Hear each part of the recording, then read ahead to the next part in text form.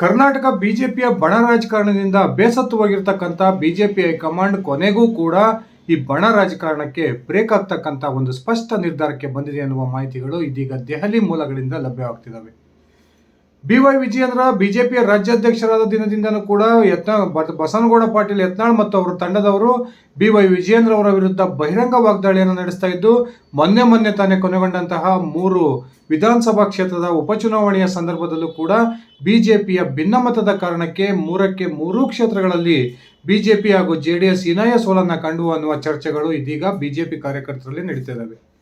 ಒಂದ್ ಕಡೆ ಸರ್ಕಾರ ಪ್ರಮುಖ ಹಗರಣಗಳಲ್ಲಿ ಭಾಗಿಯಾಗಿದ್ದು ಸರ್ಕಾರದ ವಿರುದ್ಧ ಹೋರಾಟ ಮಾಡೋದಕ್ಕೆ ಬಲು ದೊಡ್ಡ ಅಸ್ತ್ರಗಳು ಸಿಕ್ಕಂತ ಸಂದರ್ಭದಲ್ಲಿ ಕೂಡ ಆ ಅಸ್ತ್ರಗಳನ್ನು ಉಪಯೋಗಿಸಿಕೊಂಡು ರಾಜ್ಯದ ಆಡಳಿತ ಪಕ್ಷವನ್ನ ಕಟ್ಟಿ ಹಾಕೋದ್ರಲ್ಲಿ ವಿಪಕ್ಷವಾಗಿರ್ತಕ್ಕಂಥ ಬಿಜೆಪಿ ಸಂಪೂರ್ಣವಾಗಿ ವಿಫಲವಾಗಿದೆ ಅನ್ನುವ ಒಂದು ಕೋಪ ಇದೀಗ ಬಿಜೆಪಿ ಕಾರ್ಯಕರ್ತರದ್ದಾಗಿದೆ. ಒಂದ್ ಕಡೆ ಬಸನಗೌಡ ಪಾಟೀಲ್ ಯತ್ನಾಳ್ ಪದೇ BY ವಿಜಯೇಂದ್ರ ಹಾಗೂ BS ಯಡಿಯೂರಪ್ಪನವರ ವಿರುದ್ಧ ಬಹಿರಂಗ ವಾಗ್ದಾಳಿಯನ್ನು ನಡೆಸೋದ್ರ ಮೂಲಕ ಸ್ವಪಕ್ಷಕ್ಕೆ ಒಂದು ರೀತಿಯ ಮುಜುಗರವನ್ನು ತಂದಿಡ್ತಾ ಇದ್ದಾರೆ ಅಂದರೆ ತಪ್ಪಾಗೋದಿಲ್ಲ.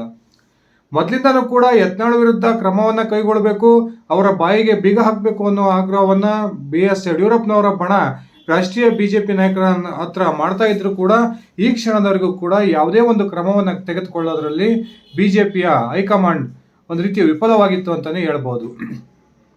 ಆದರೆ ಇದೀಗ ಉಪಚುನಾವಣೆ ಹೀನಾಯ ಸೋಲಿನ ನಂತರ ಬಿಜೆಪಿ ಹೈಕಮಾಂಡ್ ಕರ್ನಾಟಕದ ವಿಚಾರದಲ್ಲಿ ಒಂದು ರೀತಿಯ ಎಚ್ಚೆತ್ತಿದೆ ಎನ್ನುವ ಒಂದು ಭಾವನೆ ಬರ್ತಾ ಇದ್ದು, ಇದೇ ವಿಚಾರಕ್ಕೆ ಸಂಬಂಧಪಟ್ಟಂತೆ ಬಿಜೆಪಿಯ ರಾಷ್ಟ್ರೀಯ ಮಾಜಿ ಪ್ರಧಾನ ಕಾರ್ಯದರ್ಶಿಯಾಗಿದ್ದಂತಹ CT ರವಿ ಅವರನ್ನ ಬಿಜೆಪಿಯ ಅಧ್ಯಕ್ಷ JP ನಡ್ಡಾ ಅವರು ದೆಹಲಿಗೆ ಬುಲಾವನ್ನ ಕೊಡೋದ್ರ ಮೂಲಕ ಸರಿಸುಮಾರು 2 ಗಂಟೆಗಳ ಕಾಲ ಸುದೀರ್ಘ ಚರ್ಚೆಯನ್ನು ನಡೆಸಿರ್ತಕ್ಕಂಥದ್ದು ನಿಜಕ್ಕೂ ಕೂಡ ರಾಜ್ಯ ಬಿಜೆಪಿಯ ಭಿನ್ನಮತದ ಶಮನಕ್ಕೆ ಬಿಜೆಪಿಯ ರಾಷ್ಟ್ರೀಯ ನಾಯಕರು ಈಗಲಾದರೂ ಮನಸ್ಸು ಮಾಡಿದಾರ ಅನ್ನುವ ಒಂದು ಭಾವನೆಗಳು ಬರ್ತಾ ಇದ್ದಾವೆ.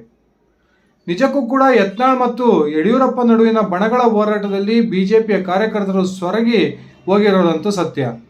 ಇದೀಗ ಯತ್ನಾಳ್ ಬೀದರಿಂದ ವಕ್ಫ್ ವಿರುದ್ಧ ಒಂದು ಹೋರಾಟವನ್ನು ನಡೆಸ್ತಾ ಇದ್ದು, ಯತ್ನಾಳ್ ಅವರಿಗೆ ಅಲ್ಲಲ್ಲಿ ಬಿಜೆಪಿಯ ಕಾರ್ಯಕರ್ತರು ಪ್ರತಿರೋಧವನ್ನು ಮಾಡ್ತಾ ಇರ್ತಕ್ಕಂಥದ್ದನ್ನು ನಾವು ನೋಡಿದ್ದೀವಿ.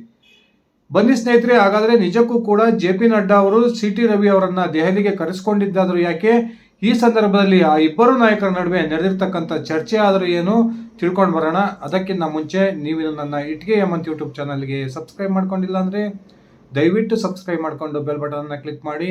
ನಾನು ಕೊಡ್ತಕ್ಕಂಥ ಮಾಹಿತಿ ನಿಮ್ಗೆ ಇಷ್ಟ ಆಗಿದ್ರೆ ಈ ವಿಡಿಯೋಗೆ ಲೈಕ್ ಮಾಡಿ, ಶೇರ್ ಮಾಡಿ, ಕಮೆಂಟ್ ಮಾಡಿ.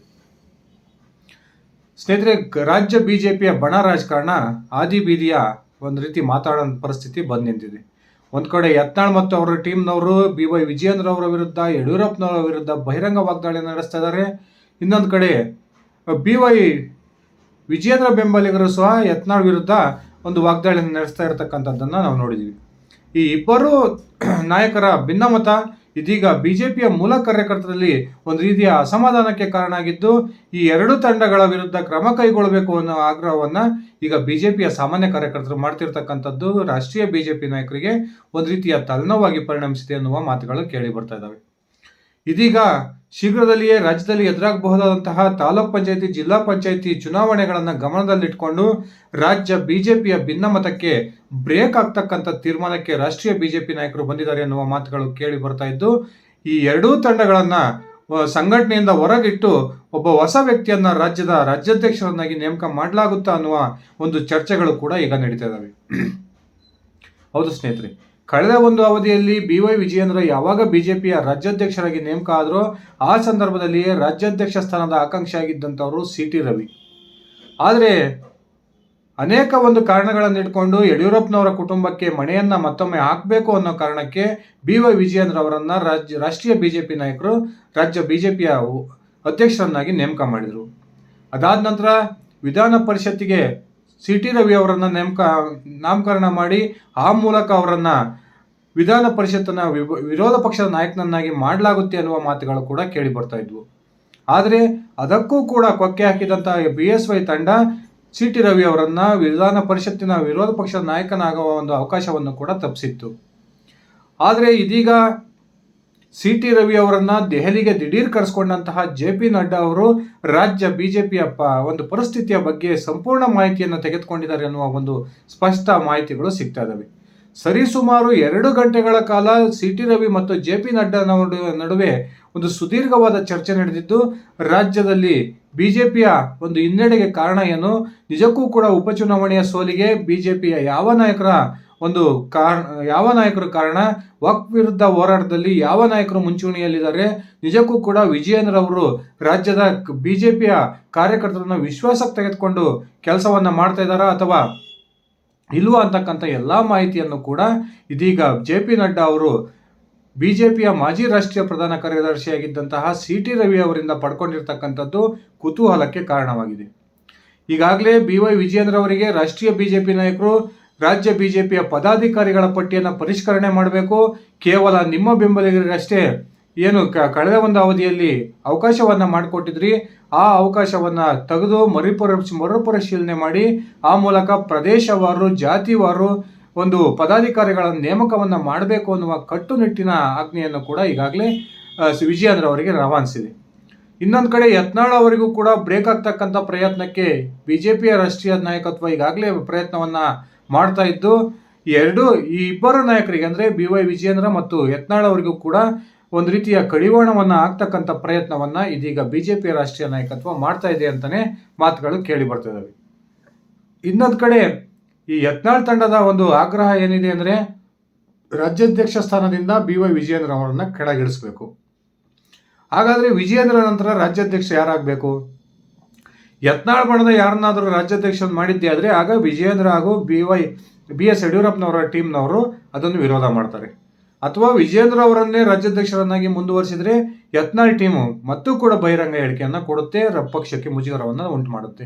ಈ ಕಾರಣಕ್ಕೆ ಎರಡೂ ತಂಡವು ಒಪ್ಪಬಹುದಾದಂತಹ ಬಿಜೆಪಿಯ ರಾಷ್ಟ್ರೀಯ ಮಾಜಿ ಪ್ರಧಾನ ಕಾರ್ಯದರ್ಶಿಯಾಗಿರ್ತಕ್ಕಂಥ ಸಿ.ಟಿ. ರವಿ ಅವರನ್ನ ಶೀಘ್ರದಲ್ಲಿಯೇ ರಾಜ್ಯ ಬಿಜೆಪಿ ಅಧ್ಯಕ್ಷರನ್ನಾಗಿ ರಾಷ್ಟ್ರೀಯ ಬಿಜೆಪಿ ನಾಯಕರು ನೇಮಕ ಮಾಡ್ತಾರ ಅನ್ನುವ ಚರ್ಚೆಗಳು ಈಗ ಉಟ್ಕೊಂಡಿದ್ದಾವೆ. ದೆಹಲಿಯ ಪ್ರವಾಸವನ್ನ ಕೈಗೊಂಡಿರ್ತಕ್ಕಂಥ ಸಂದರ್ಭದಲ್ಲಿ ಸಿ.ಟಿ. ರವಿ ಅವರು ರಾಜ್ಯ ಬಿಜೆಪಿಯ ಒಂದು ಪರಿಸ್ಥಿತಿಯನ್ನ ಸೂಕ್ಷ್ಮವಾಗಿ ಹಾಗೂ ಸೂಕ್ತವಾಗಿ ತಮ್ಮ ರಾಷ್ಟ್ರೀಯ ನಾಯಕರೊಂದಿಗೆ ಚರ್ಚೆಯನ್ನ ಮಾಡಿದ್ದು ಬಿಜೆಪಿಯ ಒಂದು ಪುನಶ್ಚೇತನಕ್ಕೆ ಯಾವೆಲ್ಲ ಕ್ರಮವನ್ನು ಕೈಗೊಳ್ಳಬೇಕು ಅನ್ನುವ ಒಂದು ಸ್ಪಷ್ಟ ಮಾಹಿತಿಯನ್ನು ಕೂಡ ರಾಷ್ಟ್ರೀಯ ಬಿಜೆಪಿ ನಾಯಕರಿಗೆ ಕೊಟ್ಟಿದ್ದಾರೆ ಅನ್ನುವ ಒಂದು ಮಾತುಗಳು ಕೇಳಿ ಬರ್ತಾ ಇದ್ದಾವೆ. ಹಾಗಾದ್ರೆ ನಿಜಕ್ಕೂ ಕೂಡ ಬಿ.ವೈ. ವಿಜಯೇಂದ್ರ ಅವರನ್ನ ಶೀಘ್ರದಲ್ಲಿಯೇ ರಾಜ್ಯಾಧ್ಯಕ್ಷ ಸ್ಥಾನದಿಂದ ಕೆಳಗಿಳಿಸಲಾಗುತ್ತಾ? ಈ ಪ್ರಶ್ನೆಗೆ ಇನ್ನು ಸ್ಪಷ್ಟವಾದ ಉತ್ತರ ಸಿಗ್ತಾ ಇಲ್ಲ. ಆದರೆ ರಾಷ್ಟ್ರೀಯ ಬಿಜೆಪಿ ನಾಯಕತ್ವ ಈಗ ರಾಜ್ಯ ಬಿಜೆಪಿಯ ಒಂದು ಭಿನ್ನಮತ ಶಮನಕ್ಕಂತೂ ಪ್ರಯತ್ನಕ್ಕೆ ಮುಂದಾಗಿರ್ತಕ್ಕಂಥದ್ದು. ಶೀಘ್ರದಲ್ಲಿಯೇ ಅಮಿತ್ ಶಾ ಅವರು ರಾಜ್ಯಕ್ಕೆ ಆಗಮಿಸ್ತಾರೆ, ಆ ಮೂಲಕ ಬಿಜೆಪಿಯ ಒಂದು ಭಿನ್ನಮತ ಶಮನಕ್ಕೆ ಪ್ರಯತ್ನ ಮಾಡ್ತಾರೆ ಎನ್ನುವ ಮಾತುಗಳು ಕೂಡ ಕೇಳಿ ಬರ್ತಾ ಇದ್ದಾವೆ.